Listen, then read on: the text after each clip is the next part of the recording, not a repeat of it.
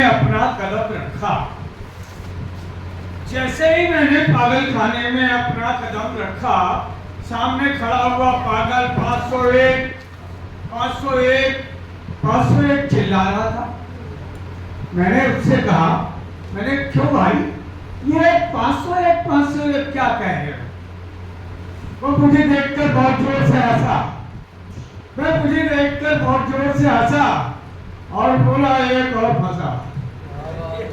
मैं मुझे देखकर बहुत जोर से हंसा और पड़ोसी से बोला एक और फंसा। 502।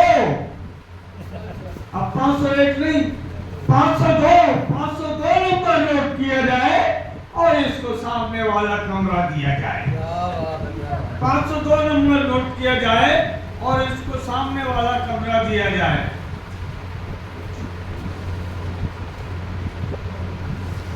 पागल खाने के कर्मचारी ने मुझे बताया, इस पागल का नाम रमेश सरता है। इस पागल का नाम रमेश सरता है। ये हर नए पागल का ऐसे ही स्वागत करता है।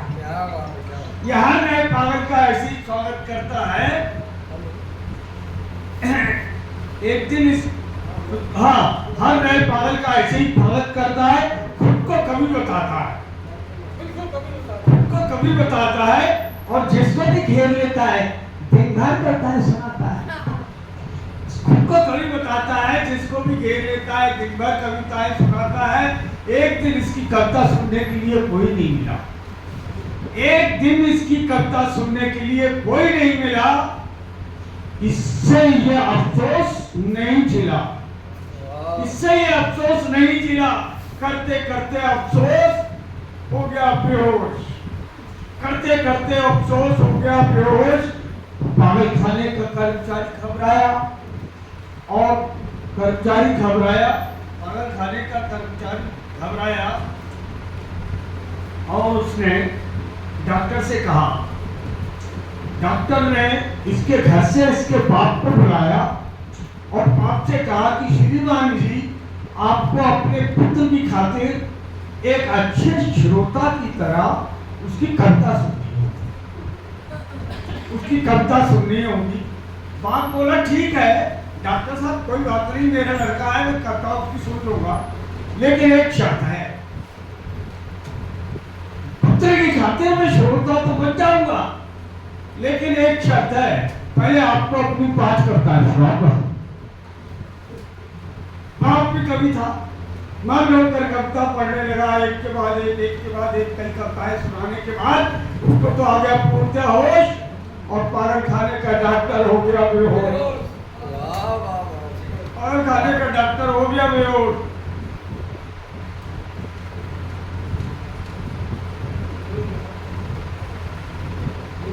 वो मग्न होकर कविता पढ़ने लगा। इसके बाद उसने मुझे एक और पागल से मिलवाया। अस्पताल के कर्मचारी ने मुझे एक और पागल से मिलवाया। ये जो सामने पागल खड़ा है, खिड़की में आ रहा है, अपना नाम नथुलाल मछुआरा बताता है। जाल बनाऊंगा, मछलियां मारूंगा, जाल बनाऊंगा, मछलियां मारूंगा, हर समय यही चिल्लाता। लेकिन अब 3-4 महीने से ठीक नजर आता है। आज इसका आखिरी टेस्ट हो जाएगा और इसको पागल खाने से छुट्टी मिल जाएगी, आखिरी टेस्ट हो जाएगा और उसको डिस्चार्ज कर दिया जाएगा।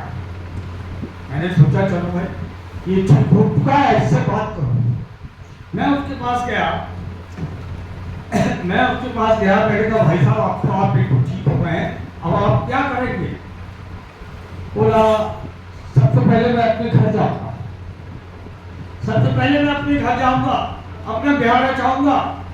उसके बाद अपनी पत्नी को बड़े प्यार से अपने कमरे में ले जाऊंगा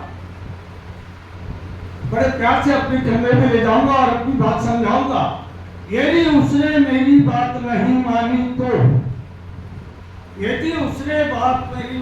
मानी तो मैं उसे मारूंगा, जबरदस्ती उसकी साड़ी उतारूंगा, उससे जाल बनाऊंगा और मछलियां मारूंगा।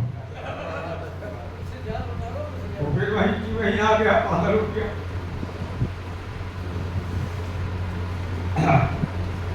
इसके बाद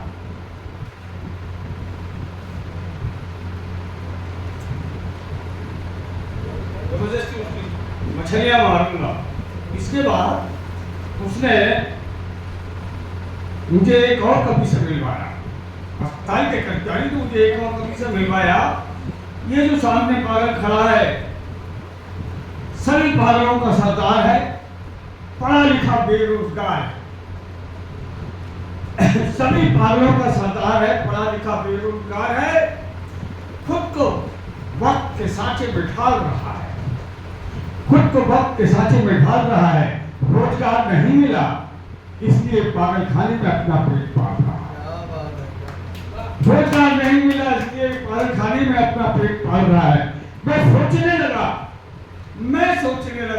हे भगवान, मेरे देश को किस पाप की सजा दे रहा है।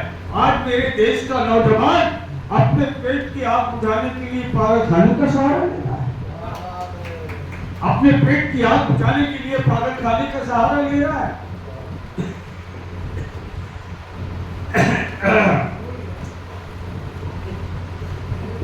इसके बाद जैसे ही मैं मुड़ा, एक पागल मेरी ओर बढ़ा, रोया, गिड़गिड़ाने लगा और हाथ में दबा हुआ एक कपड़ा दिखाने लगा और मुझसे बोला, मेरे बेटे को बुला दो और ये कमीज उसे पहना दो। मुझसे बोला, मेरे बेटे को बुला दो, ये कमीज उसे पहना दो। अस्पताल के कर्मचारी ने मुझे बताया, ये पागल पंजाब का एक किसान है, गांव में इसका मकान है। उग्रवादियों ने इसके जवान बेटे को इसके सामने जिंदा जला दिया। ममता और उग्रवाद की लड़ाई में उसकी कमीज फट गई। इसके हाथ में जो कपड़ा है ये उसी की कमीज का टुकड़ा है। इसके हाथ में जो कपड़ा है ये उसी की कमीज का टुकड़ा है। ये उसी समय से ये कपड़ा अपने हाथ में लिए रहता है और हर आदमी से एक ही बात कहता है, मेरे बेटे को बुला दो, ये कमीज उसे पहना दो, मेरे बेटे को बुला दो। बहुत मार्मिक भी